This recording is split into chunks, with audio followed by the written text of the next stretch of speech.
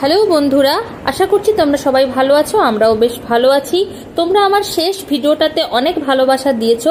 বিশেষ করে আমি এই প্রথমবার এরকম ভিডিও ফেসবুকে শেয়ার করেছিলাম, সেখান থেকে আমি বেশি ভালোবাসা পেয়েছি।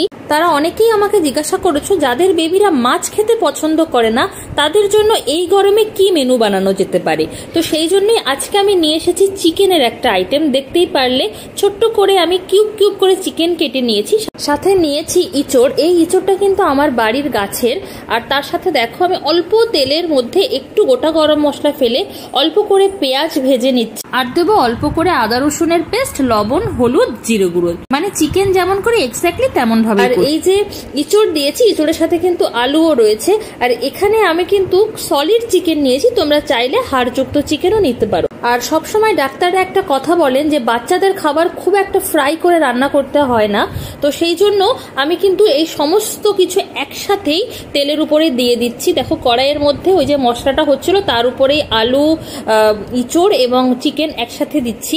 আর এখানে আমি বোনলেস চিকেন নেওয়ার একটাই কারণ বোনলেস চিকেন নিলে সেটা খুব তাড়াতাড়ি সফট হয়ে যাবে, তাড়াতাড়ি সিদ্ধ হয়ে যাবে। কিন্তু যদি হাড়যুক্ত চিকেন নিই সেক্ষেত্রে কিন্তু মানে নরম হতে বা মানে এটা পুরোপুরি রান্না হতে অনেকটা বেশি সময় লেগে যাবে। সেক্ষেত্রে এই ইঁচড়টা বা আলুটা কিন্তু অনেকটা গলে যেতে পারে। তো আলাদা করে ইঁচড় আলুকে ফ্রাই করে নাও বা আলাদা করে ইঁচড় আলুকে সিদ্ধ করে নিয়ে এদিকে চিকেনটা করে নিলে অনেকটা বেশি তেলের ব্যাপার এবং অনেকক্ষণ ধরে রান্না করতে হবে। সেই জন্য আমি এই পুরো ব্যাপারটাকে স্কিপ করে বোনলেস চিকেনই নিয়েছি এবং সেগুলোকে খুব ছোট ছোট আকারে কেটে নিয়েছি। দেখো আমার ইঁচড়ের যেরকম সাইজ রেখেছি আমার চিকেনেরও কিন্তু সেরকমই সাইজ রেখেছি, আর আলুগুলোও কিন্তু সেরকমই, মানে তার থেকেও ছোট পারলে করে রেখেছি। তো বাস খুব ভালো করে এগুলোকে মিশিয়ে নিলাম অল্প একটু হলুদ লবণ দিয়ে, এবং ফাইনালি দিয়েছি এটা হচ্ছে কাশ্মীরি লঙ্কার গুঁড়ো। জাস্ট কালারটা আসবে আর কিছু না, এক্ষেত্রে কিন্তু খুব একটা ঝাল হয় না। তো তোমরা যারা চাইছো যে এটাকেও স্কিপ করবে সেক্ষেত্রেও করতে পারো।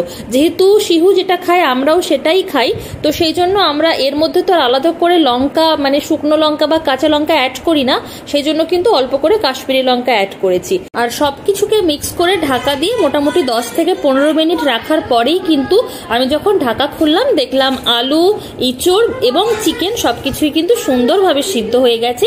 তো এবার আমি আর একটা পাত্রে একটু গরম জল করে নেব এবং সেটাকে এর মধ্যে ঢেলে দিয়ে আবারও ঢাকা দিয়ে মোটামুটি অল্প আছে ওই 5 থেকে 7 মিনিট ভালো করে ফুটিয়ে নিলেই কিন্তু রেডি হয়ে যাবে ইঁচড় দিয়ে চিকেন রান্না। এবং বাচ্চারা এটা খুব মজা করে খাবে, এবং যেহেতু এটা খুব ফ্রাইড নয় সেক্ষেত্রে কিন্তু বাচ্চাদের শরীরের জন্য ভীষণ উপকারী।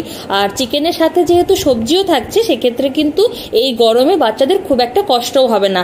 আর তোমরা আমার এই রান্নার চেহারা দেখে বুঝতেই পারছো যে তেল কত কম দিয়ে আমি এতটা সবজি রান্না করেছি, সেটাও কিন্তু বাচ্চাদের শরীরের জন্য খুব ভালো। তো যাই হোক, এই দিন আমি খুব বিজি ছিলাম, তোমাদের রিকোয়েস্টে চটজলদি জাস্ট ওই আইটেমটাই বানিয়েছি। এবং এই দিন রান্নার মেনুতে অন্যান্য জিনিসগুলো কিন্তু আরো লাইট ছিল, সেগুলো আর শেয়ার করতে পারলাম না।